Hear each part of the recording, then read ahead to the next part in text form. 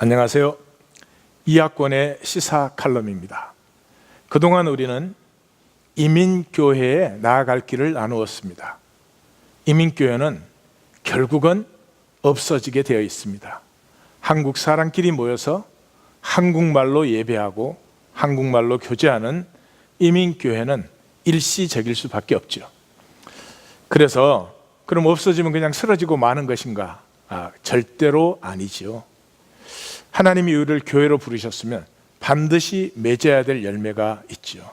그래서 그 맺어야 될 열매를 최종적으로 정리해서 3회 나누는데 오늘이 마지막 시간입니다.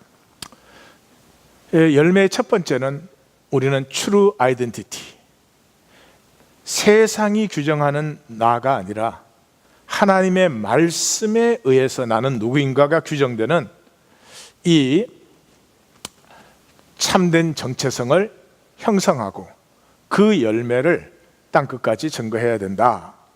두 번째 맺어야 되는 열매는 그런 그 참된 정체성이라고 하는 것은 내가 누구냐 하는 것을 세상 조건으로 학력이 이러냐, 경력이 이러냐, 소유가 많으냐 적으냐, 성공을 했느냐 못했느냐, 외모가 이러냐, 그런 조건에서 규정되어지는 나가 아니라 그 조건들을 소재로 해서 나만이 피우는 나의 이야기, 그 이야기를 우리는 맺어야 된다. 그리고 이것을, 이 자유를 땅끝까지 증거해야 된다. 오늘은 이렇게 내가 나로서 나의 이야기를 살고 너는 너로서 너의 이야기를 살 때 비로소 우리에게서는 우리의 이야기가 피어나는 것입니다.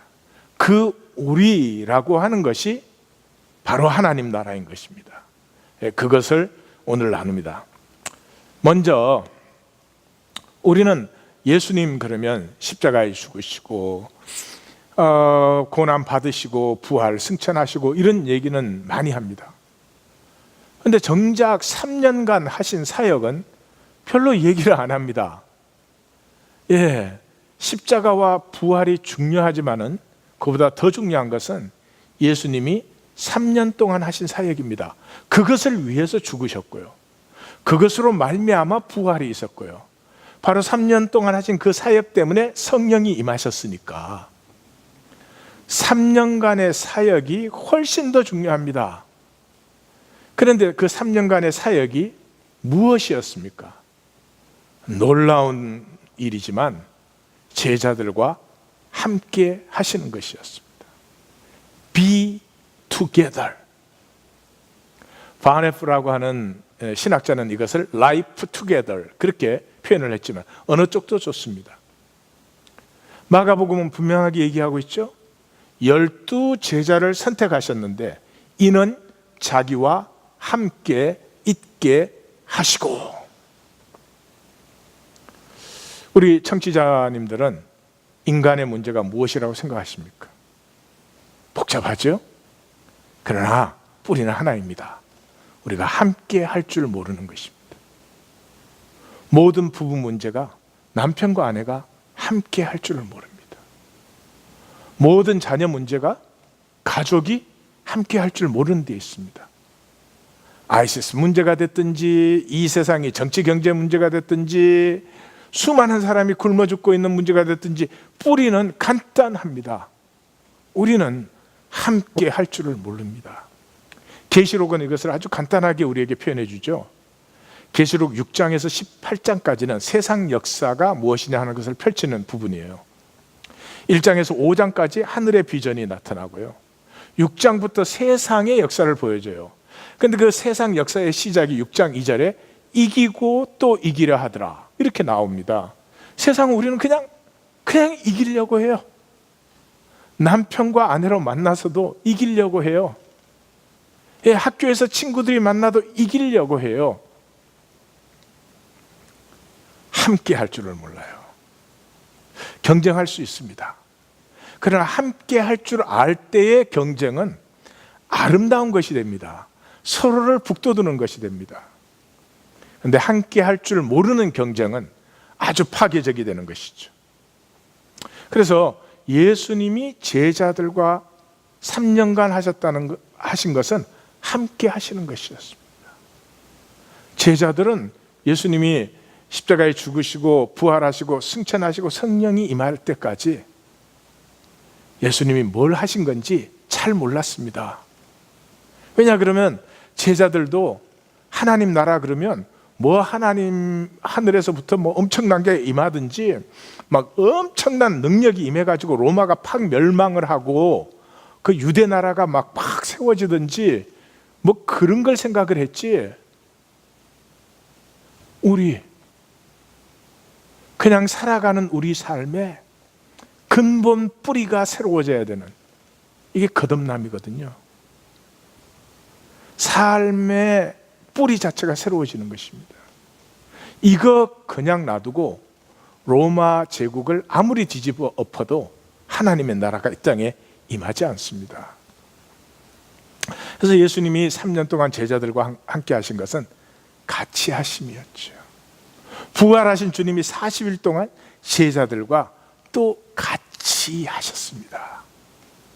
그렇게 40일 동안 저들에게 하나님 나라를 알려주셨을 때 제자들은 비로소 함께 할 줄 알았습니다. 함께 하며 기도했습니다. 함께 하면서 꿈이 같이 모였습니다.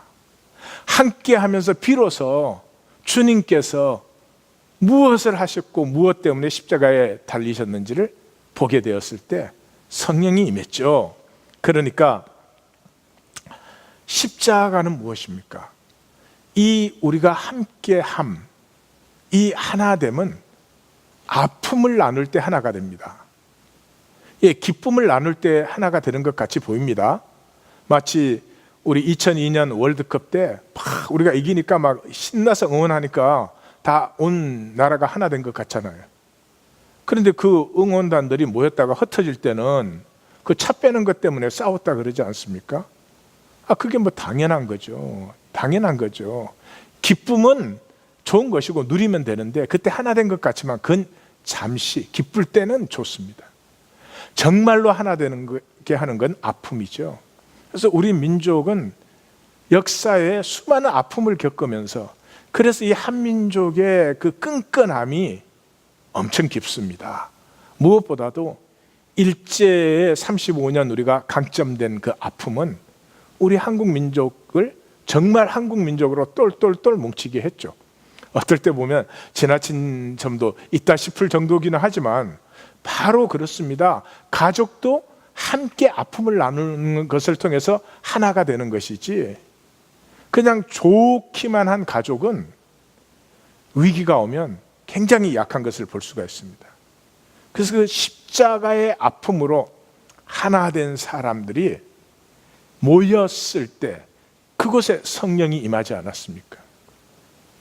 우리는 성령을, 이 함께함을 모르니까 성령을 무슨 그 종교적인 영으로 생각하죠. 성령 받으면 각 능력이 막 나타나든지, 막 성령이 임하면 막 안수하면 사람이 넘어가든지, 뭐 그런 거를 생각을 하죠.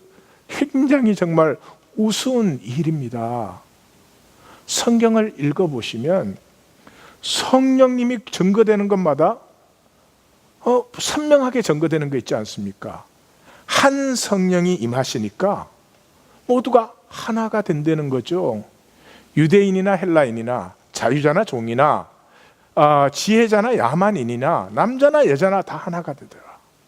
대표적인 게 고린도전서 12장 13절이잖아요. 한 성령으로 세례를 받으니 한 몸이 되어서 한 성령을 마시게 하셨다. 이 마시게 하셨다는 건 호흡을 얘기하는 거죠. 그러니까 한 성령으로 살게 하셨다. 그러니까 한 성령이 임하니까 한 몸이 되어서 하나로 살게 하셨다는 거죠. 그러니까 성령이 아니고는 예수를 주라고 시인할 수 없다, 이런 말씀을 우리 기독교는 이해를 영 못하죠. 그러니까 이 함께함을 빼고 읽으니까 내가 예수를 주라고 시인한다면 그건 분명히 성령으로 한 것이니까, 그러니까 나는 천국행 티켓을 딴 사람이야 이렇게 생각하라는 거죠. 성경에 그런 게 어디 있습니까? 이 말이죠. 그 황제를 주라고 하는 세계 속에서 내가 예수를 주라고 고백합니다. 또 너도 예수를 주라고 고백합니다. 그러면 우리는 한 주님 안에 한 백성이 된 거잖아요. 예. 그리고 그때는 예수를 주라고 고백하면은 박해와 핍박도 심할 때 아니었습니까? 그러나 박해와 핍박보다 더 중요한 것은 너와 내가 한 지체, 한 백성이 된 것이죠. 이건 성령이 아니고는 될 수 없는 일이죠. 예, 그러니까 우리는 이 예수 그리스도 안에서 예수님이 이 땅에 와서 이루신 것은 우리가 죄로 말미암아 다 단절되었잖아요. 단절되었으니까 그것이 모든 악의 뿌리입니다. 그게 모든 죄의 뿌리입니다. 단절되어 있기 때문에 죄와 악이 있습니다. 하나가 되면 죄와 악이 없죠. 하나가 된 가족이 어떻게 서로에게 죄와 악을 행할 수가 있어요? 혹시 실수할 새가 있어도 그건 사랑이지 실수지 그건 죄와 악이 아니죠. 그래서 하나님이 이 땅에 오셔서 회복하실 일은 단 한 가지밖에 없죠. 우리가 하나 되어 함께 살아가는 것이죠. 그래서 사도행전에 보면은 굉장히 그 이상한 표현을 하고 있습니다. 그 부활하신 주님을 모시고 함께 음식을 먹은 우리 이렇게 표현을 합니다. 교회를. 그게 무엇이죠? 십자가에서 죽으시고 부활하신 주님의 임재 안에서 이제 마음이 통하고 가슴이 통하고 삶을 나누기 시작한 사람들, 바로 그것이 교회이죠. 이 땅에, 이 역사에, 이 시간에 무엇이 필요할까요? 새로운 정치, 새로운 경제, 정말 구원이 될까요? 제한적이고 가진 사람들의 도구가 될 가능성이 많죠. 정말로 이 땅이 구원을 보기를 원한다면, 정말로 이 땅이 가난한 자, 약한 자, 병든 자, 눌린 자도 모두가 함께 존경받고 대접받고 함께 살아갈 수 있는 그런 당연한 세상이 되려고 하면 우리에게 필요한 것은 한 가지밖에 없습니다. 함께 할 줄 아는 것입니다. 내 조건과 너의 조건이 어떻게 다르더라도 함께 할 줄 아는 것입니다. 그리고 나라는 사람, 내 일생의 이야기는 그러한 삶을 내가 나로서 너에게 나누어지고 너는 나에게 너로서 나누어지는 우리의 이야기를 함께 엮어갈 때 그때 진정한 나의 이야기가 피어나는 것이지, 그것 없이는 이 세상에 조건 더 만들고 조건 더 가지고 남보다 강하고 잘나려고 하는 나는 사라진 욕망의 허상밖에 없는 삶밖에는 남지 않는 것입니다. 우리 이민교회는 이 땅의 약자로 또 아웃사이더로 이러한 갈등할 수밖에 없는 사람들입니다. 그 갈등 속에서 말씀이 선포하는 진리를 받아서 이제는 내가 누구냐 하는 것은 오로지 하나님의 말씀에 의해서 결정되는 것이며, 그때 나는 조건의 존재가 아니라 조건을 가지고 나의 이야기를 피워내는 존재가 되는 것이며, 그때 나와 너는, 나는 너를, 너는 나를 내 모습 그대로 너의 모습 그대로 함께 격려하고 용납하고 받아줌으로 말미암아 각각 다른 조건에도 우리 하나 된 이야기를 피워내는 하나님 나라를 세우는 사람들이라고 하는 이 복음의 진실을 땅끝까지 전가하게 되는 것입니다. 이 열매가 우리 이민교회에 반드시 맺히기를 원합니다. 지금까지 이학권의 시사 칼럼이었습니다.